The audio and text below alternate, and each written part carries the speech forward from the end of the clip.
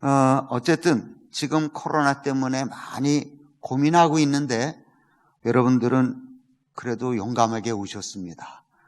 저도 마스크를 쓰고 갈까 그러다가 예배 드리는데 무슨 마스크가 필요한가 그래서 새벽에도 마스크 안 쓰고 옵니다. 새벽기도 올 적에도. 그런데 중국에 보니까 참 대단한 분이 있는 것 같아요. 여러분 혹시 아실지 모르겠습니다만은 우한 중앙병원의 안과 의사 리원양, 이분은 기독교인입니다.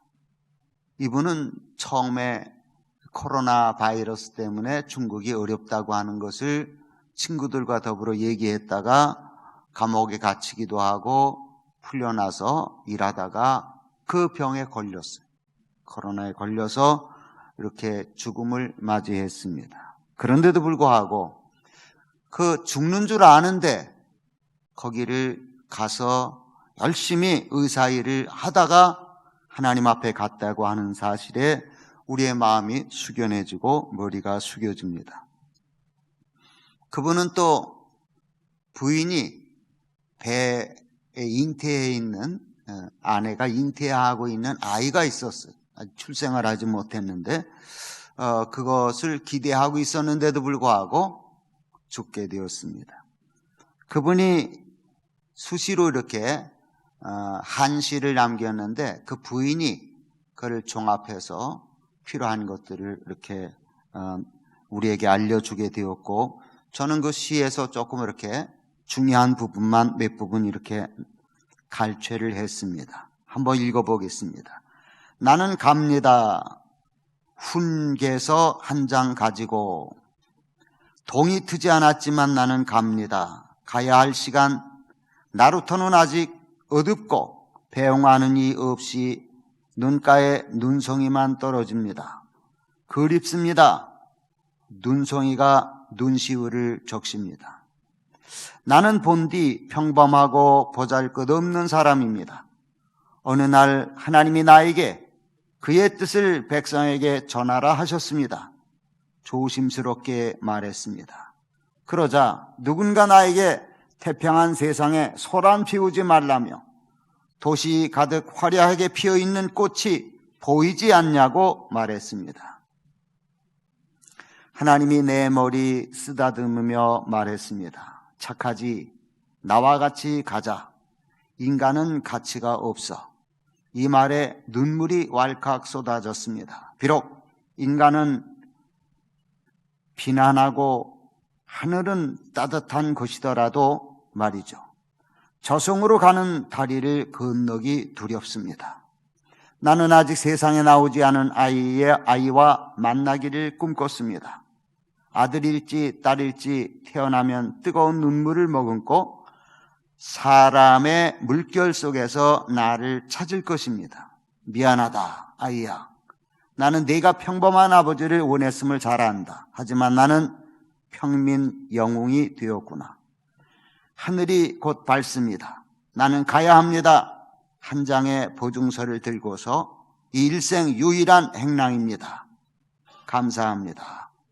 봄이 와 벼락이 칠 때 만일 누군가 나를 기념하려는 이가 있다면 나를 위해 작디 작은 비석 하나 세워주시기 바랍니다. 우람할 필요 없습니다. 내가 이 세상을 왔다 갔음을 증명해 줄 수 있으면 됩니다. 이름과 성은 있었지만 아는 것도 두려움도 없었다고. 내 묘지명은 한마디로 충분합니다. 그는 세상의 모든 일을 위하여 말을 했습니다. 이런 묘지명을 써달라고 부탁을 하고 그는 천국에 가셨습니다. 참 자기가 뭘 해야 될 일인지 제대로 알았습니다. 자기가 뭐 하는 사람인지도 알았습니다. 복음을 위해서 이렇게 일하다가 이제 급기야는 이 질병을 알려야 될 필요성을 느꼈고 질병을 치료하다가 그는 천국에 갔습니다. 그 사람뿐이겠습니까? 우리 모두가 다 사실은 똑같은 입장이다 생각이 듭니다. 우리도 하나님으로부터 부름을 받았고 우리도 예수 믿고 나서 복음을 전해야 될 의무가 생겼습니다. 그런데 오늘 성경을 보니까 예수 믿으면 힘써야 될 것 두 가지가 있다고 합니다. 그 힘써야 될 것을 하면 신앙생활을 아름답게 그리고 하나님 앞에 영광을 돌리는 귀한 삶을 살 수 있다고 얘기합니다. 먼저 성경 본문을 보니까 첫 번째 5절을 보니까 더욱 힘써 그런 말이 나옵니다. 또 오늘 본문 10절에도 보면 더욱 힘써 그런 말이 나옵니다. 힘쓰라는 말이 베드로 후서 1장에 두 번이 나옵니다. 첫 번째 힘쓰라는 말은 예수 믿을 때에 거듭날 때에 신성한 성품이 들어갔으니 하나님의 신기한 능력으로 생명과 경건에 속한 그 신성한 성품이 너에게 들어가 있으니 제자도를 힘써라. 그러면 세상에 더러운 세상으로 흔들리지 않고 정말 예수님을 닮아가는 신성한 성품에 참여하게 될 거다. 그게 더욱 힘쓰라는 겁니다. 예수님의 신성한 성품 어떻게 참여하느냐? 8가지 제자도를 얘기합니다. 믿음의 덕, 덕의 지식, 지식의 절제, 절제의 인내. 그거 힘쓰래요. 근데 여기 더욱 힘쓰라는 말이 얼마나 강력한 말이냐 하면 모든 노력을 다해서 힘을 쓰랍니다. 사랑하는 성도님, 사매교회 성도 여러분 구원받고 나서 무엇에 힘을 쓰고 있습니까? 온 힘을 기울여서 어떤 것을 힘쓰고 있습니까? 마땅히 우리는 신성한 성품에 참여하려고 힘쓰지 않으면 저절로 예수님을 닮아간다? 아닙니다. 시간이 지나면 아닙니다. 집사님이 되고 권사님이 되고 장로님이 되고 목사가 됐다고 저절로 예수님을 닮아간 천만의 말입니다. 힘쓰지 않으면 모든 노력을 기울여서 애쓰지 않으면 우리는 그냥 저절로 지옥 가게 됩니다. 저절로 예수님을 닮지 않고 마귀를 닮아갑니다. 정말 힘써야 됩니다. 두 번째 10절에 더욱 힘쓰라는 말이 또 나옵니다. 한번 읽어볼까요? 10절 같이 한번 읽겠습니다. 시작. 그러므로 형제들아 더욱 힘써 너희 부르심과 택하심을 굳게 하라. 너희가 이것을 행한즉 언제든지 실족하지 아니하리라. 첫 번째 더욱 힘쓰라는 말은 예수님의 신성한 성품을 담기 위해서 힘써라. 그러기 위해서 두 번째 더욱 힘쓰라는 말은 날마다 점검해 보라는 거예요. 뭘? 부르심과 택하심을. 부르심과 택하심을 날마다 점검하면 절대로 실족하는 일이 없대요. 언제든지 실족지 않는답니다. 뿐만 아니라 그리스도의 영원한 나라에 넉넉하게 들어간대. 나는 우리 사명교회 성도 여러분들이 실족지 않고 하나님 나라 그리스도의 영원한 나라에 넉넉하게 들어가기를 예수의 이름으로 축원합니다. 정말 실족한다는 일이 뭘까? 교회를 다니다가 쉽게 얘기해서 방학하는 겁니다. 제 사촌 동생이 있었는데 군대에서 세례를 받았습니다. 물론 제가 먼저 믿고 제가 여러 번 얘기를 했더니 군대 가서 세례를 받았습니다. 교회를 다니기 시작했습니다. 제대하고 나서 교회를 또 안 다니길래 또 가서 권면하고 해서 친구 목사님 교회에다가 소개를 해 줬습니다. 친구 목사님 교회 다니게 됐는데 어느 날부터 안 다니더라고요. 자꾸 얘기를 해도 안 나가요. 그래서 친구 목사님에게 물어봤어요. 우리 사촌 동생 왜 안 나오냐 그랬더니 내가 어느 날 설교를 했는데 11조 설교를 했어. 그 다음 주부터 안 나와.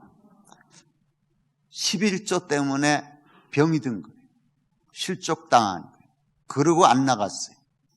그러고는 제가 인도에 선교사로 가 있을 때, 인도에 선교하고 있을 때 죽었습니다. 근데 죽을 때 부인에게 이렇게 얘기를 했대요. 내가 죽거들랑 제사 지내달라고. 이게 도대체 뭘까? 근데 그럴 만한 이유가 있었습니다. 왜냐하면은 우리 할아버지가 양자를 왔어요. 양자를 왔는데 이 부잣집에 양자를 온 겁니다. 뭐 산도 있고 뭐 밭도 있고 제가 아는 게 엄청나게 있습니다. 양자를 왔는데 이 할아버지가 그러니까 아들을 3명을 낳았는데 이제 우리 아버지가 막내 아들이고 큰아버지가 계시고 둘째 큰아버지는 6.25 때 돌아가셨고 근데 큰아버지의 얘가 장자입니다. 이 사촌 동생이. 그러니까 이 사촌 동생이 옆에 있는 친척들이 다 보이는 겁니다. 양자로 왔는데 내가 제사를 안 지내? 그럼 너 재산을 가질 자격이 없잖아.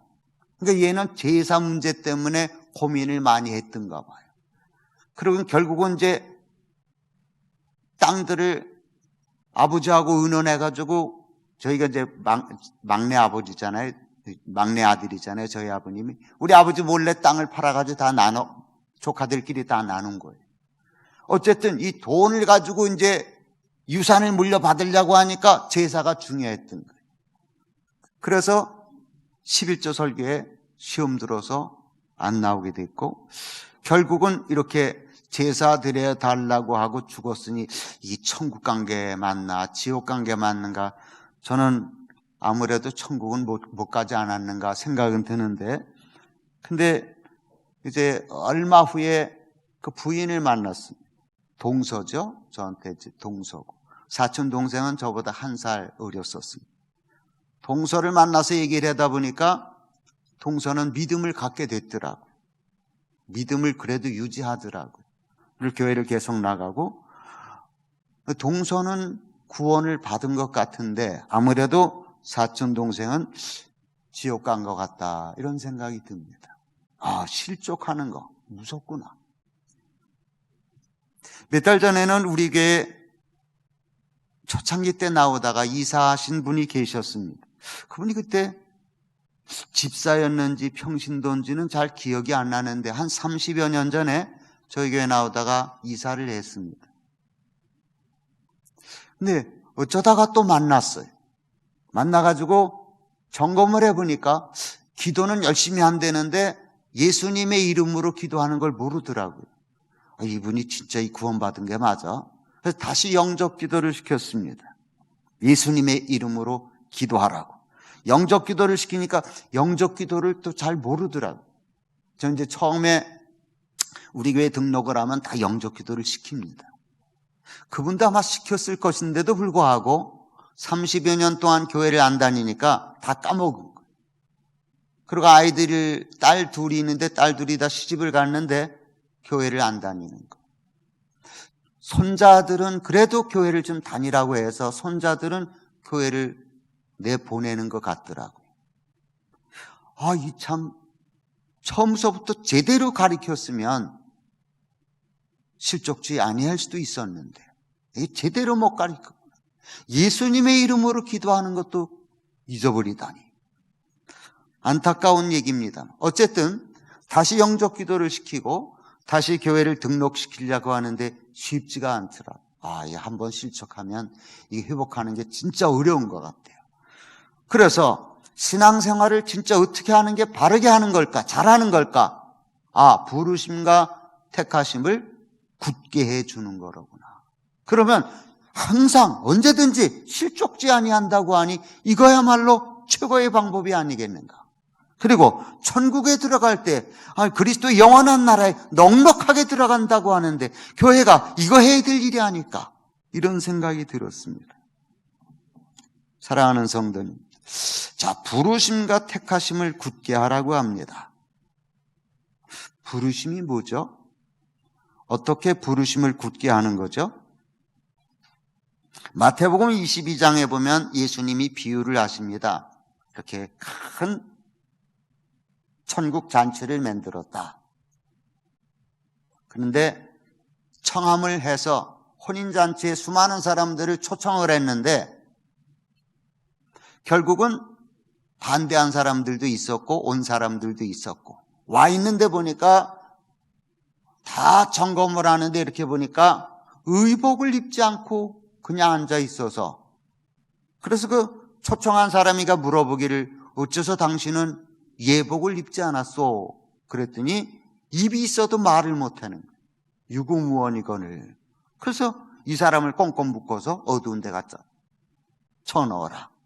그러면서 예수님이 하신 말씀이 청함을 받은 사람은 많되 택함을 받은 사람은 적으니라. 우리 속에는 늘 이런 고민이 들어 있습니다. 난 택함 받은 게 맞나? 나 진짜 하나님 앞에 택함 받은 게 맞아? 내가 그냥 교회 그냥 좋아서 나오는 거 아니야? 그럴 수도 있습니다. 그래서 우리는 참 제대로 깨달아야 될 줄로 생각이 드는데, 우리는 하나님이 어떻게 우리를 초청하나, 어떻게 우리를 부르시는가?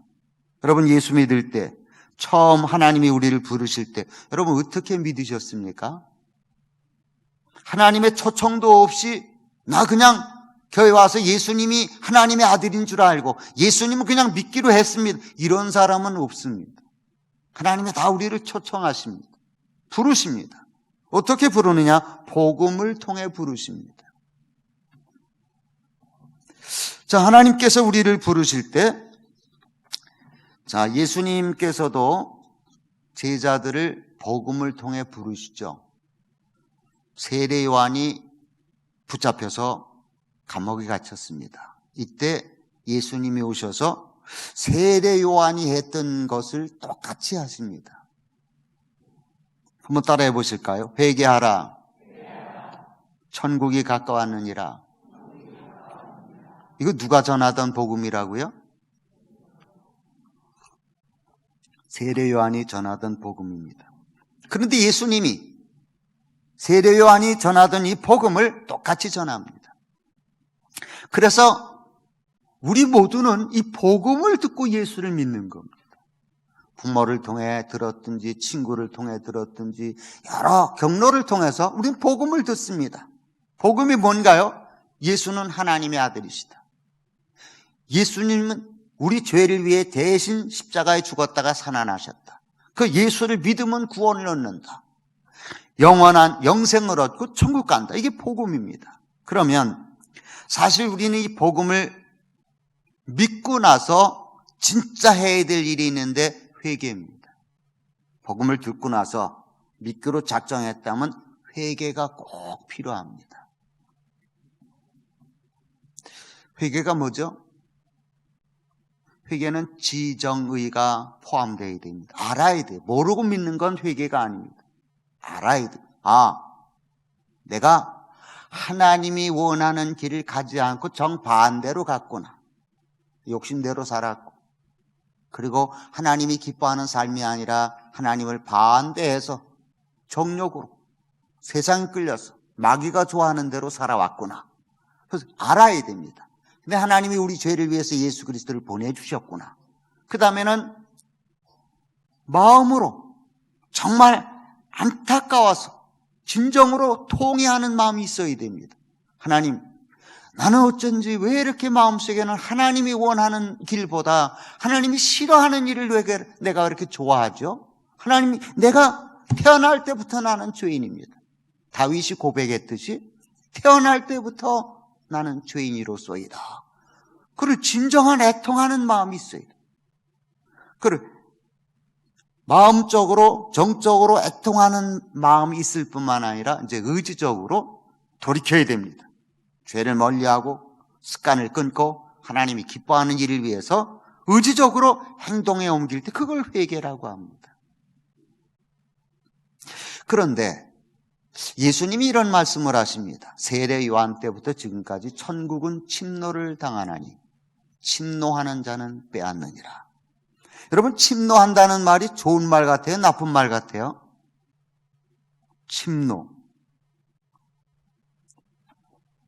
사실은 침노라는 단어는 좋은 의미가 아닙니다. 강제로 그냥 빼앗는다. 강제로 그냥 들어간다. 근데 예수님이 천국을 침노하라고 천국에 들어가는 첫 발자국을 침노라는 단어를 쓰고 있습니다. 그게 바로 회개입니다. 천국을 막 내가 돈 가지고 뿌려가지고 뺏는 것도 아니고 천국은 그냥 억지로 그냥 부셔가지고 나 천국 갈 거야 그러고 막 교회당 때려 부시면서 오라는 얘기가 아니라 회개라는 거예요. 천국에 들어가고 싶습니까? 회개가 바로 천국 문을 여는 침노가 되는 거예요. 어떤 사람은 진짜로 회개를 합니다. 자기가 누군 줄 알았기 때문에. 완전히 죄인인 줄 깨달아서. 정말 예수님이 아니면 난 지옥 밑바다에 가는 죄인이야. 사도 바울이 그랬지 않습니까? 진짜 죄인임을 깨달았어. 죄인 중에 괴수로구나. 바울은 그랬어. 자기 스스로를 깨달으니까. 그러니까 우리는 진짜로 회개를 해야 됩니다. 철저하게. 그리고 방향을 확실하게 돌이켜야 됩니다. 그리할 때 부름받은 사람이 택함받은 사람이 되는 겁니다. 택함을 받아서 열매를 맺어야 됩니다. 왜냐하면 열매를 맺지 아니하면 가짜일 수 있습니다. 교회 안에는 사실은 쭉정이와 가라지와 알곡이 섞여 있습니다. 그런데 진짜 회개하면 하나님의 자녀가 되는 겁니다. 고린도후서 5장 17절에 이런 말씀이 있습니다. 그런즉 누구든지 그리스도 안에 있으면 새로운 피조물이라. 이전 것은 지나갔으니 보라 새 것이 되었도다. 한번 따라해 보겠습니다. 새로운 피조물이라. 누가요? 누가 새로운 피조물이 되죠? 예수를 믿으면. 부름에 응답해서 예수를 영접하면 새로운 피조물이 됐다. 이거는 이 땅에서 종자가 달라졌다니 새로운 피조물. 누가 볼 때? 하나님이 보실 때. 내가 생각할 때가 아니라 하나님이 보실 때. 근데 저는 고민이 좀 됐습니다. 여기 누구든지 그리스도 안에 있으면, 아니 네 속에 예수를 영접했으면 새로운 피조물이라. 그러면 이해하기가 쉬운데 그리스도 안에 있으면 이게 도대체 무슨 말일까? 내가 그리스도 안에 있는지 그리스도 밖에 있는지 내가 어떻게 알지? 여러분 혹시 아시겠습니까? 여러분 그리스도 안에 있어요? 바깥에 있어요? 안에 있어요? 바깥에 있어요? 그 기준이 뭐죠? 어떻게 알 수 있을까요? 예수님이 이렇게 말씀을 해서 예수님 말씀에 저는 맞다. 내가 예수님 말씀을 보니까 내가 그리스도 안에 있는 게 맞네. 예수님 요한복음 6장에 이런 말씀을 하십니다. 내 살을 먹고 내 피를 마시는 자는 영생을 얻었고 마지막 날에 내가 그를 다시 살리리니 내 살은 참된 양식이고 내 피는 참된 음료로다. 내 살을 먹고 내 피를 마시는 자는 내 안에 거하고 나도 그의 안에 거하나니. 여러분 믿음으로 성찬식에 참여해서 예수님이 나 위에 죽었음을 믿습니다. 나 위에 십자가를 지고 그래서 내가 예수님의 살을 먹습니다. 예수님의 피를 마십니다. 믿음으로 받아 마시고 먹은 사람은 그리스도 안에 들어온 거예요. 할렐루야. 그리스도 안에 들어온 거예요. 예수님을 내가 영접하고 믿음으로 진짜 예수님을 십자가에 죽으신 것을 나 때문에 죽은 줄 알고 살과 피를 성찬식을 통해서 먹고 마실 때 하나가 되는 거예요. 자, 그러면 크게 두 번째 생각해 볼 것이 있습니다.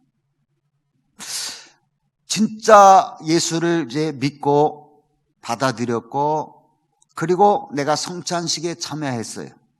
내가 예수님 안에 있고 예수님 내 안에 계세요.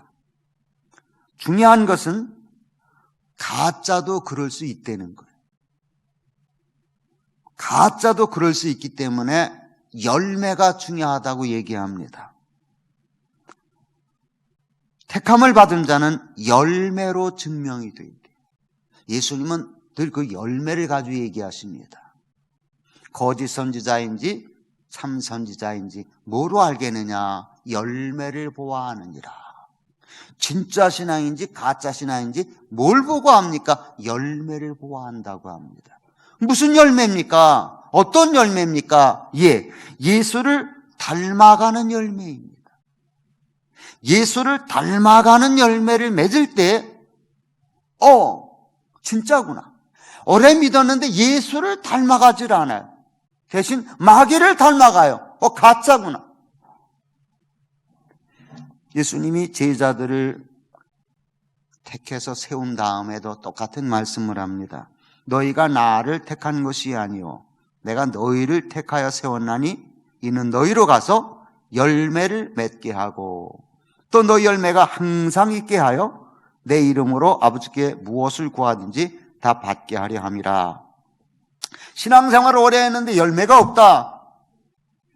마치 행함이 없는 믿음, 영혼 없는 몸처럼 그건 가짜랍니다.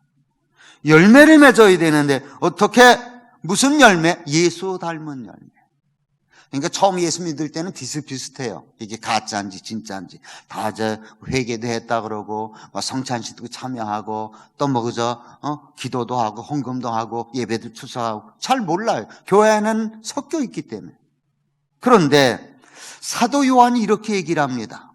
시간이 지나면 드러나게 돼 있다.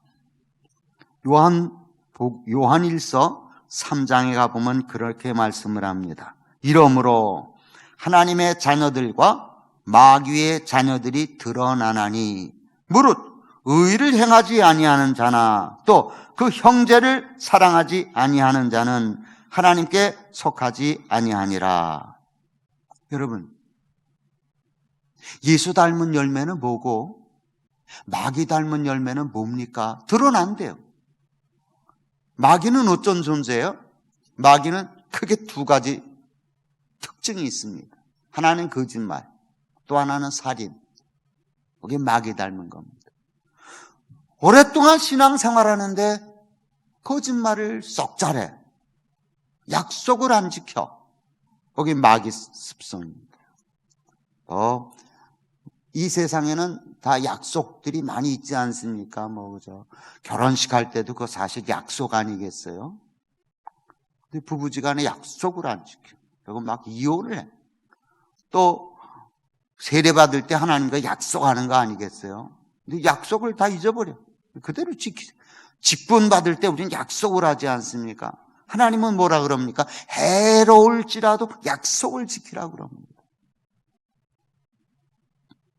근데 가짜 신자들은 마귀를 닮아가기 때문에 약속을 우습게 해요. 물론 어쩌다 실수하고 잘 몰라서 한 번 정도는 그럴 수 있어요. 그러나 한 번이 막 뼈저리게 회개하고 하나님 진짜 내가 마귀를 닮아가고 있어요. 내가 거짓말을 했습니다. 하나님 나를 용서해 주세요. 다시는 안 그러겠습니다. 이게 진짜 신자예요. 근데 떡 먹듯이 거짓말을 시킨다.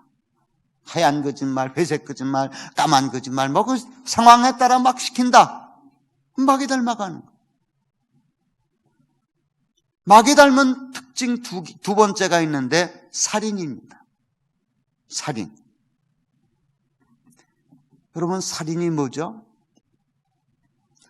예수님이 살인이 뭔지를 우리에게 가르쳐 주십니다. 살인, 욕하는 게 살인이다. 욕하는 게. 저주하는 게 살인이다. 사도 요한은 여기 뭐라고 얘기합니까? 하나님의 자녀들과 마귀의 자녀들이 드러나나니 형제를 사랑하지 아니하는 것, 형제를 미워하는 것, 그게 살인이다. 교회 나오는데 미워하는 사람이 있습니까? 그 살인하고 있는 거예요. 형제들 가운데 돈 때문에 다투고 미워하는 사람이 있습니까? 그 살인하는 거예요. 우습게 살인을 해요. 그러면서도 신앙생활 잘하고 있는 줄 착각하는 거예요. 점점 마귀를 닮아가는데 욕도 잘하지, 여기 살인이라 그랬잖아요. 욕도 잘하지, 혈기도 잘 부리지, 거짓말도 잘하지. 아니 예수를 오래 믿었는데 이게 도대체 마귀를 닮아가고 있어. 진짜가 아니라는 거예요.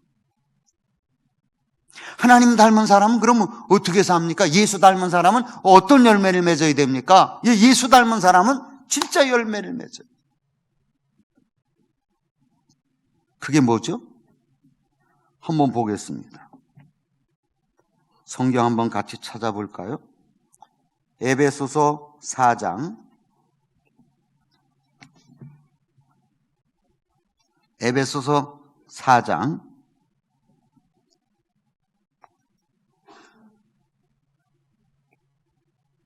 22절 같이 한번 읽습니다. 22절 시작. 너희는 유혹의 욕심을 따라 썩어져가는 구습을 따르는 옛사람을 벗어버리고, 예수 닮은 열매를 맺는 여기 모습을 보여주고 있는데 옛사람을 벗어버립니다. 과거고 다른 사람은 다른 삶을 사는 거예요. 옛사람을 청산하는 겁니다. 벗어버리는 겁니다. 그리고 덧입어야 돼요. 뭘 덧입느냐? 23절 오직 너희의 심령이 새롭게 되어 하나님을 따라 의와 진리의 거룩함으로 지으심을 받은 새 사람을 입으라. 한번 따라해 보겠습니다. 새 사람을 입으라. 새 사람을 입는, 옛사람을 벗어버려 새 사람을 입는, 그게 뭐라고요? 예수 닮아가는 모습. 신앙생활 오래 하면 이렇게 바뀌어져야 돼요. 근데 오래 믿었는데도 불구하고 제일 먼저 누가 아느냐? 가족이 알아요. 가족이. 아내가 알고, 남편이 알고, 엄마가 알고, 자식이 알고, 부모가 제일 먼저 아는 거예요. 예수 믿고 달라지네. 옛날하고 틀려. 옛날하고 우리 남편이 달라졌어. 우리 아내가 바뀌어졌어. 옛사람을 벗어버리고 새 사람을 덧입어서 가족이 제일 먼저 아는 거예요. 그러니까 전도가 되는 게 가정에서. 근데 변화받지 않으니까 가정이 전도가 안 되고, 뭐 아버지는 장로였고 어머니는 권사였지만 자식들은 다 세상으로 가버리는 거예요. 왜? 안 바뀌어지니까. 구체적으로 그러면 새 사람을 덧입는 게 구체적으로 뭡니까? 25절에 나와 있죠. 그런즉 거짓을 버리고, 뭘 버리래요? 거짓을 버리랍니다. 그리고 참말을 하랍니다. 26절 같이 한번 읽습니다. 시작. 분을 내어도 죄를 짓지 말며 해가 지도록 분을 품지 말고. 분 내지 말라는 거예요. 죄 짓지 말라는 거예요. 근데 예수 믿어도 뭐 혈기 잘 부리고 싸움 잘하고 욕 잘하고 그거 다 마귀가 좋아하고 마귀 닮아가는 모습입니다. 27절 마귀에게 틈을 주지 말라. 분내고 그날 밤 화해 안 하고 부부끼리 살면 마귀가 틈을 타는 거예요. 마귀가 그냥 그 집에 들어와서 휘어잡는 거예요. 28절 도둑질하는 자는 다시 도둑질하지 말고 돌이켜 가난한 자에게 구제할 수 있도록 자기 손으로 수고하여 선한 일을 하라. 열심히 일하는 거예요. 도둑질하지 말. 29절 더러운 말은 너 입 밖에도 내지 말고 오직 덕을 세우는 데 소용되는 대로 선한 말을 하여 듣는 자들에게 은혜를 끼치게 하라. 말 함부로 하지 말고 내 말이 듣는 사람에게 은혜를 끼치게 하래. 덕을 세우래. 30절 하나님의 성령을 근심하게 하지 말라. 그 안에서 너희가 구원의 날까지 인치심을 받았느니라. 성령님을 근심시켜. 누가요? 예수를 믿어도 잘못 믿는 사람들. 성령님을 근심시키는 거예요. 예수 믿고 나서 초신자일 때는 간혹 그럴 수 있어요. 근데 성령님이 마음에 가책을 주죠. 죄책감을 주죠. 자꾸 회개할 수 있도록 기회를 만들어주는데 아니야. 다 그렇게 사는데 뭐 어떻게 나만 그렇게 살라고 합리화시키다 보면 이 길을 계속 갈 수뿐이 없는 거예요. 점점 예수님을 닮아가야 되는데 마귀를 닮아가는 거예요. 자, 이것이 열매로 택함을 받았는지 안 받았는지 확인이 되는 겁니다.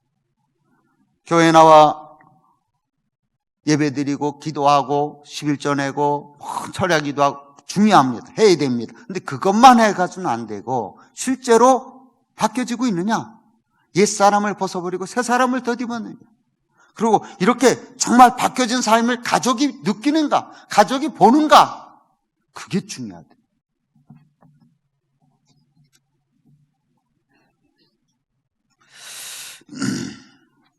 사랑하는 성도님, 이렇게 부르심과 택하심. 지금 제가 얘기한 것은 첫 번째 부르심을 얘기했습니다. 복음을 듣고 부름을 받았느냐? 예수를 영접하고 변화되는 열매를 맺어라. 첫 번째 부르심입니다. 근데 그게 다가 아니죠. 신앙생활 하다 보면 제자로 부름을 받습니다. 신앙생활 하다 보면 제자 단계에서 변화돼서 성자가 되고, 그 성자가 된 다음에는 목자로 부름을 받습니다. 목사님을 통해서 목자가 좀 되십시오. 목장을 좀 맡아주십시오. 그게 다 부르는 겁니다.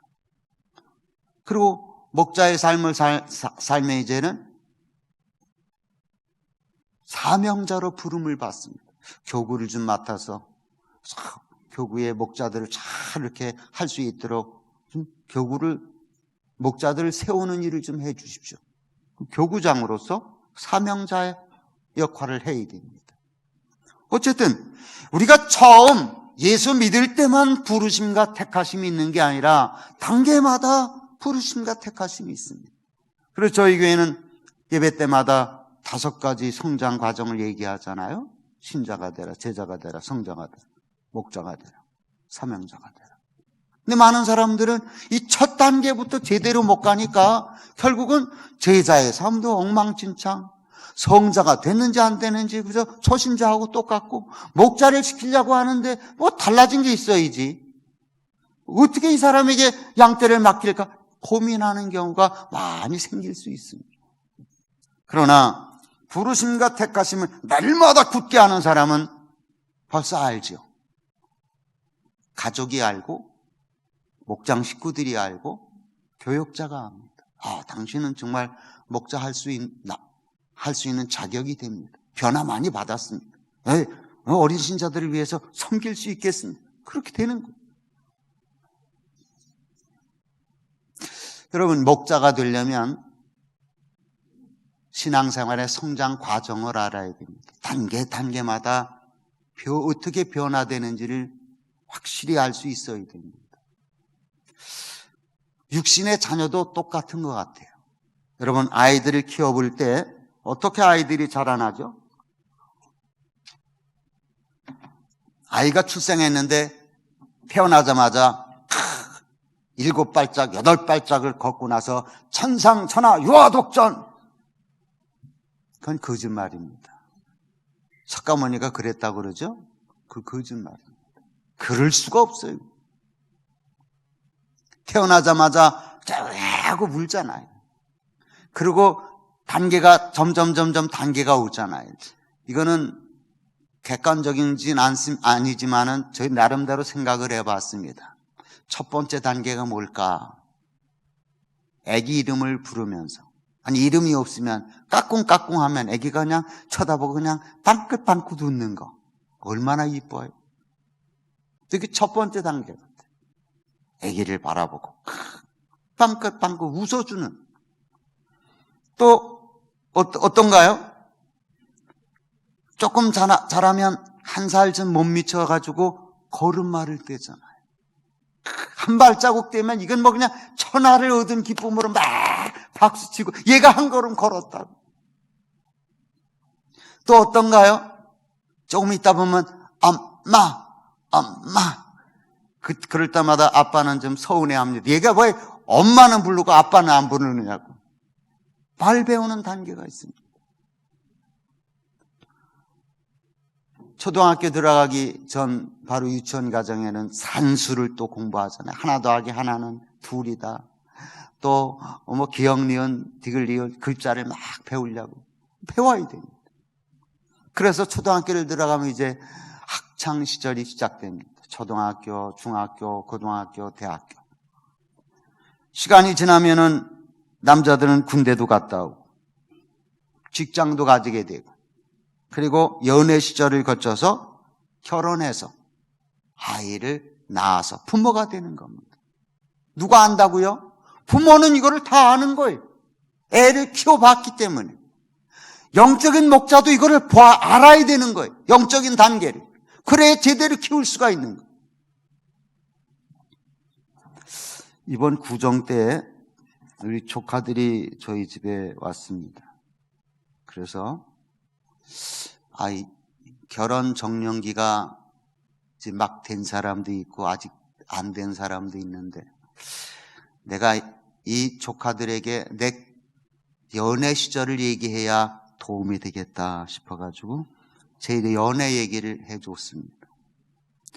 그러면 제 연애가 어떻게 내 사랑을 만난 것 같아요? 연애했을까요? 중매했을까요? 네. 저는 고지곳대로 끝까지 계속해서 중매했다고 얘기합니다. 왜냐하면 제가 저를 중매했으니까요. 제가 군대 갔다 와서 이제 전도사가 됐습니다. 27살에 내 사랑이 다니는 동강교회 유초등부 전도사로 갔습니다. 가서 이제 저도 나이가 이제 들었으니까 결혼 적령기가 됐으니까 그때는 27, 28에는 다 결혼을 했어요. 지금은 좀 늦어졌지만. 그래서 눈에 들어오는 사람들을 찾았습니다. 이렇게 찾다 보니까 물론 그 전부터도 계속 기도했고 중매도 한 번 본 적이 있고, 근데 아니더라고요. 그리고 이제 어쨌든 찾다 보니까 한 사람이 눈에 들어왔어. 그리고 기도하다 보니까 하나님이 붙여주신 짝 같아. 그래서 제가 그 처녀한테 그랬습니다. 다방으로 한번 나오시라. 내가 좋은 사람을 중매하겠다. 그랬더니 자기는 아직 생각이 없다. 아니, 너무 훌륭하고 좋은 분이라서. 그래서 다방을 가르쳐주고 나오라 그랬더니 그날 비 오는 날인데 우산 쓰고 나왔더라고요. 그래서 제가 다방 안에서 누구냐고, 어떤 사람이냐고, 내가 얘기할 테니까 잠깐 기다리라고. 그 사람은 지금 전도사인데, 전도사는 싫다고. 그래도 보통 전도사가 아니라 앞으로 훌륭하게 될 분이니까 일단 들어보라고. 지금 전도사인데 앞으로 목사님이 되실 분인데 아마 훌륭한 일꾼이 될 게 틀림없다고. 어디 있느냐고. 이름이 뭐냐고. 이름은 한광수라고. 바로 당신 앞에 있다고. 자기는 아니래. 아니어도 괜찮다고. 한 달 동안 기회를 줄 테니까 기도하고 한 달 후에 답을 달라고. 그리고 이제 헤어졌습니다. 한 달 너무 길더라고요. 한 달 후에까지 기다릴 수가 없어서 15일, 보름 지난 다음에 전화를 했어요. 중간 보고를 한번 받아야 되겠다고.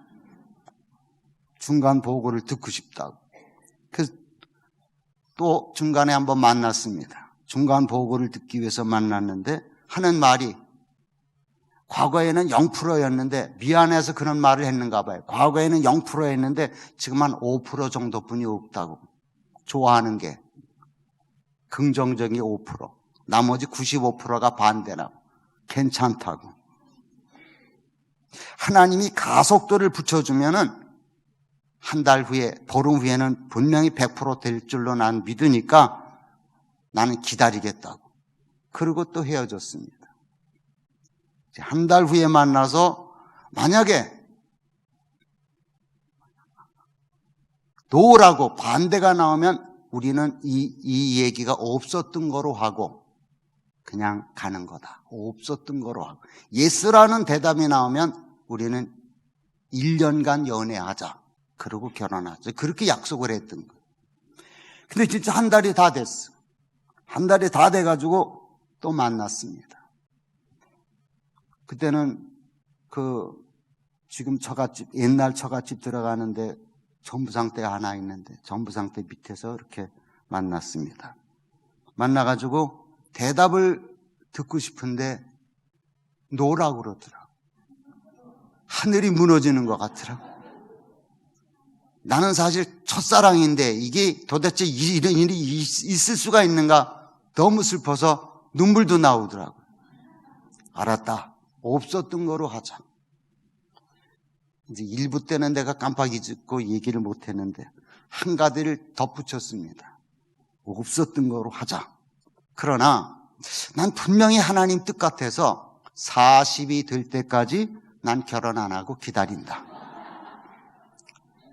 그러고는 교회를 갔습니다. 그날이 금요일이라서 금요일 철야하고 새벽에 전도사 방으로 이제 들어가서 있는데 그때 내 사랑이 들어왔습니다.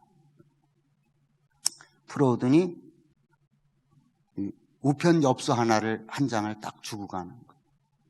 그 우편 엽서에 뭐가 있는가 봤더니 영어로 써놨더라고. 크게 스펠을 YES.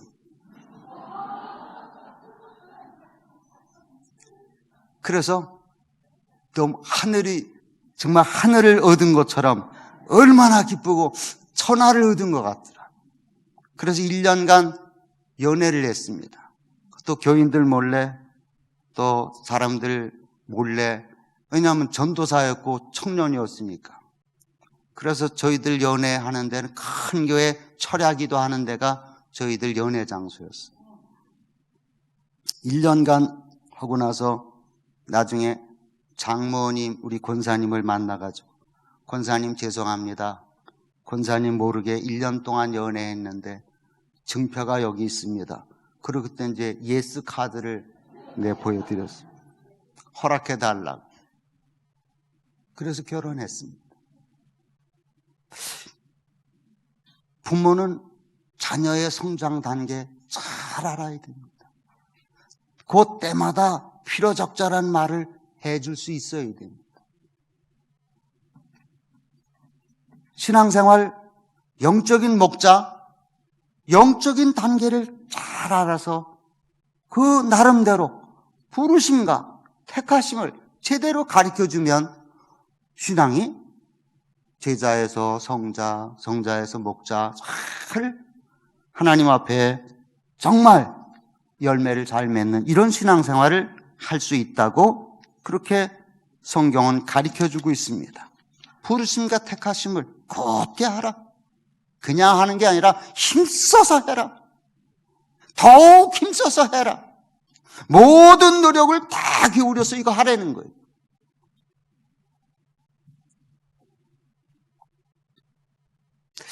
자, 사랑하는 성도님,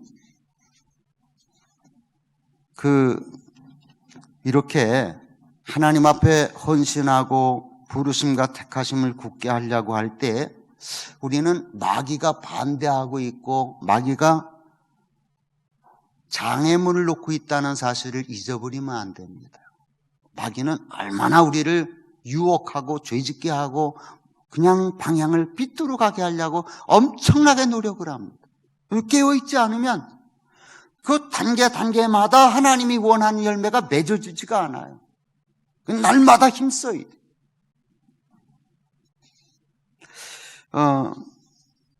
피터 드러커라고 하는 경영학의 아버지라고 하는 분이 계십니다. 이분은 참 유능한 분이에요. 아주 책도 많이 쓰셨고요. 지금은 돌아가셨지만은 90이 넘도록 아주 훌륭하게 책도 쓰고 강의도 하고 하신 이런 분인데 오스트리아의 출신이고 미국 분입니다. 이분이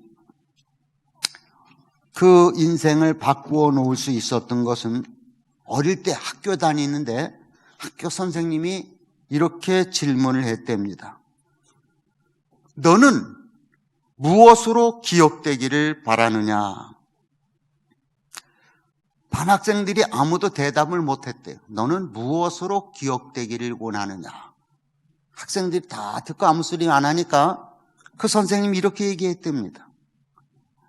지금 대답하지 못해도 괜찮다. 하지만 50살이 되어서도 대답하지 못한다면 그건 네 삶을 낭비했다는 뜻이다. 피터 드러커는 이 말을 평생토록 날마다 생각을 한 거예요. 내가 무엇으로 기억되기를 원하는가. 그래서 그렇게 훌륭한 일을 할 수가 있었습니다. 그리고 그분은 경영을 하고 싶은 이 경영학을 배우려고 하는 자들에게 그래서 5가지 질문을 해주고 있습니다. 첫째는 왜, 무엇을 위해 존재하는가? 둘째, 반드시 만족시켜야 할 대상은 누구인가? 세 번째, 그들은 무엇을 가치 있게 생각하는가? 네 번째, 어떤 결과가 필요하며 그것은 무엇을 의미하는가?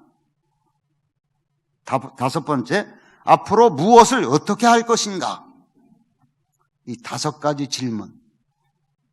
경영학을 회사를 경영하든지 구멍가게를 경영하든지 경영을 원하는 자들이 꼭 필요하다는 얘기. 이분은 꼭 회사, 가게뿐만 아니라 이런 말도 했습니다. You are the CEO of your life. 네가 바로 네 인생의 최고의 경영자야. 네가 CEO야. 네 인생을 네가 경영해. 그런 뜻입니다. 여러분, 여러분의 인생을 누구에게 맡기시겠습니까? 여러분 스스로 경영하시겠습니까? 예, 하나님 의지해서 여러분 경영을 남에게 맡기지 마십시오. 우리 날마다 오늘 본문의 말씀을 생각하면서 부르심과 택하심을 날마다 굳게 해야 돼. 그래서 저는 부르심에 대한 3가지 질문, 택하심에 대한 3가지 질문을 생각해 봤습니다.